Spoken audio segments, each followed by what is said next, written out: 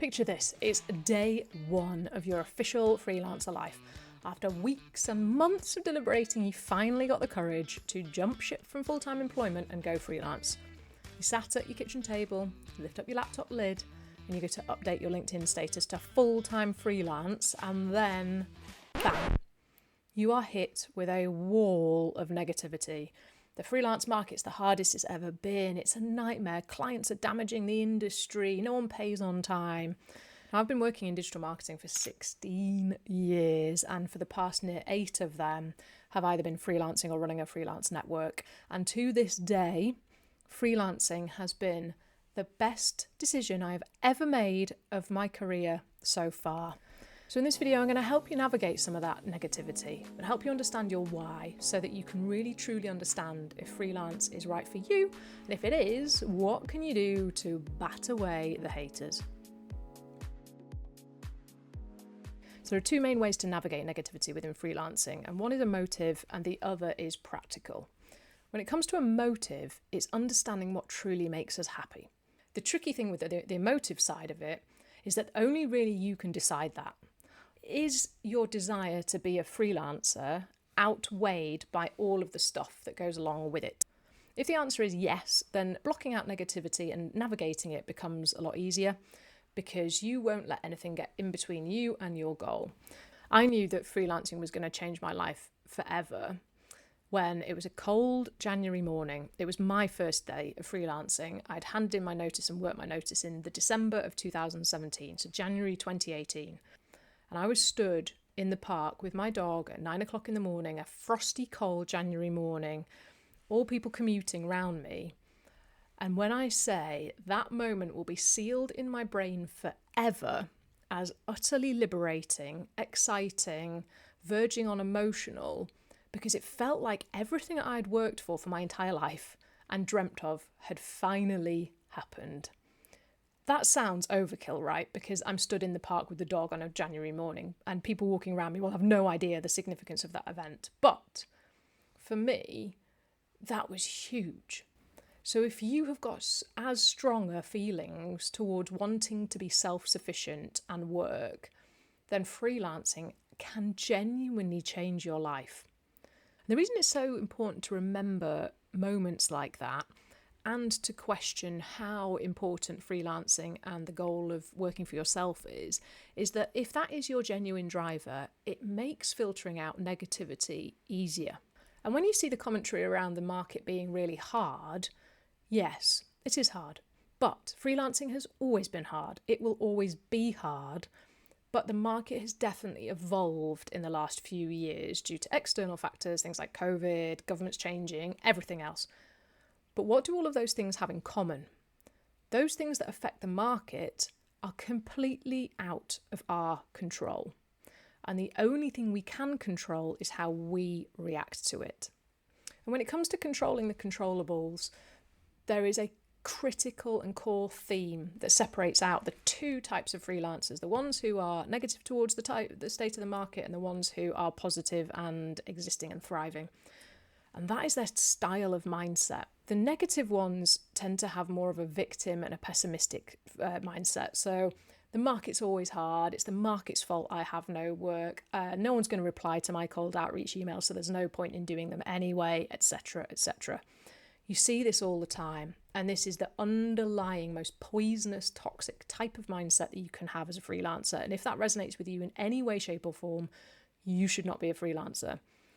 On the flip side, you have what we like to call the realistic optimists. So they're glass half full, but they recognise that it's never going to be easy.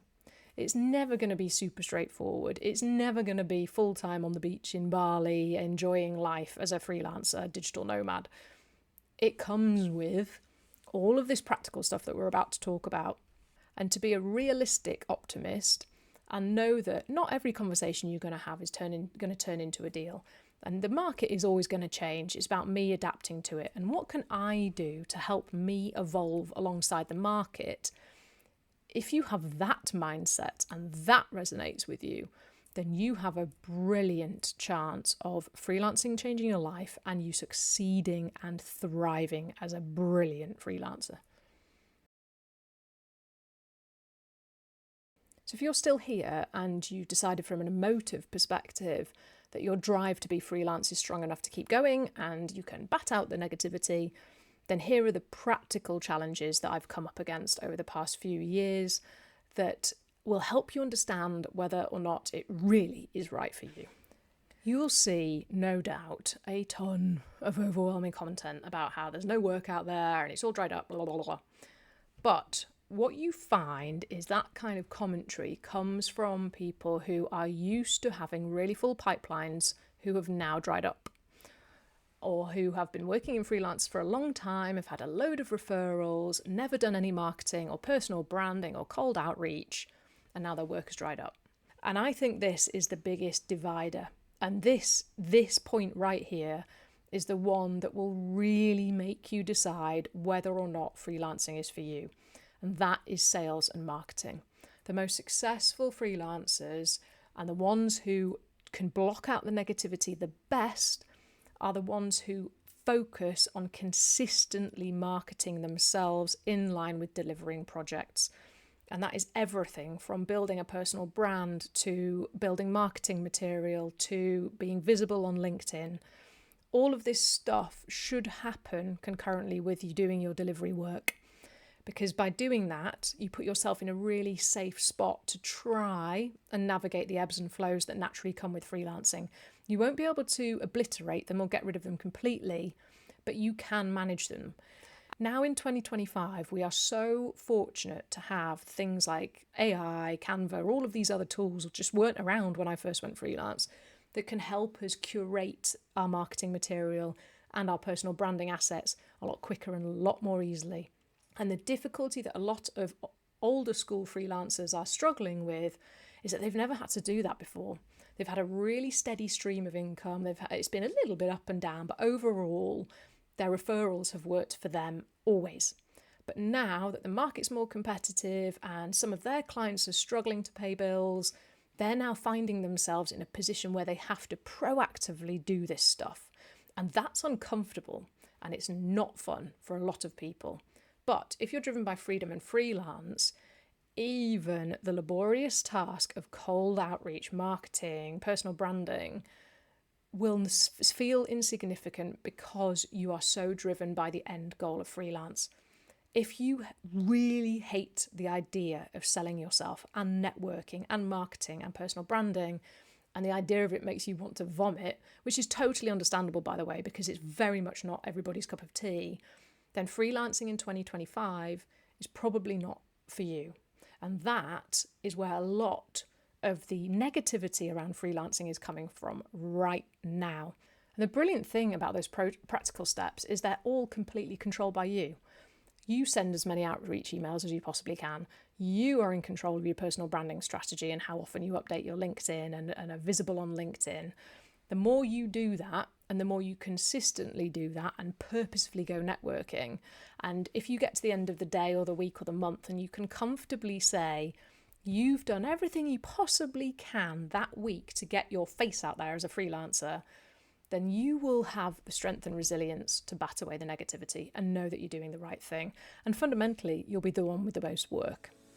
So whether you're new to freelancing or you're a freelancing veteran and you're finding the 2025 climate tricky to navigate, hopefully these emotive and practical tips will give you the information you need to ask yourself the hard questions of whether freelancing is really what brings you joy and life.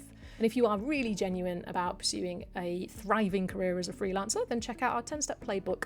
This is the playbook that I've put together that I have literally used myself over my first few years of freelancing to help give myself some structure and foundation to my days.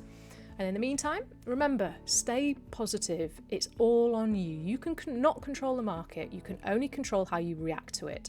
So if your dreams and goals are worth pursuing in your mind, just get on with it.